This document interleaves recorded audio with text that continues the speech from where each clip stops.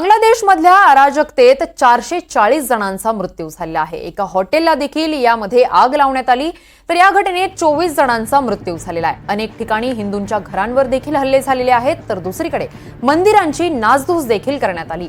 हसीनांशी संबंधित एका हिंदू नेत्याचीही हत्या करण्यात आल्याचं समोर आलेलं आहे।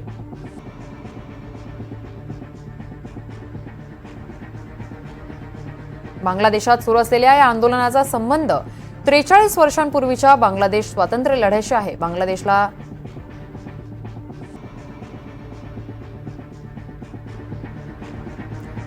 जाशोरमध्ये एका हॉटेलला आग लावली, यात 24 जणांना जिवंत जाळलं गेलं। बांगलादेशातल्या हिंसाचारात आतापर्यंत 440 जणांचा मृत्यू झालेला आहे, तर शेकडो जण जखमी झालेले आहेत। हसीनांच्या एका हिंदू नेत्याची जमावानं हत्या केली। अनेक हिंदू घरांवर देखील हल्ले झालेले आहेत। 27 जिल्ह्यांमध्ये हिंदूंच्या मंदिरांवर हल्ले झालेले आहेत। अनेक ठिकाणी नासधूस करण्यात आली आहे। खुलना या ठिकाणी अवामी लीगच्या जिल्हाध्यक्षासह 3 ठेचून मारण्यात आलेलं आहे।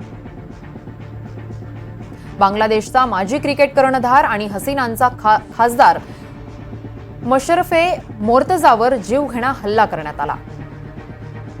बांगलादेशी प्रोड्युसर सलीम खान आणि त्यांच्या मुलाचं चितगावमध्ये मॉब लिंचिंग करण्यात आलं। शेरपूरमध्ये जेलवर हल्ला झाला, त्यापैकी 500 कैद्यांना मुक्त करण्यात आलं। लष्करामध्येही अनेकांचं डिमोशन। हसीनाशी संबंधित जनरल जी उल एहसन बडतर्फ करण्यात आले।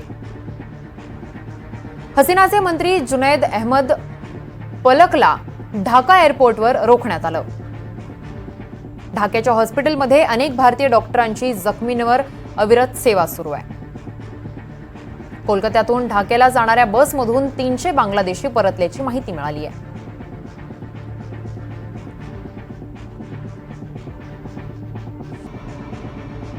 एका हॉटेलमध्ये आग लावण्यात आलेली आहे, तर या घटनेत 24 जणांचा मृत्यू झालेला आहे।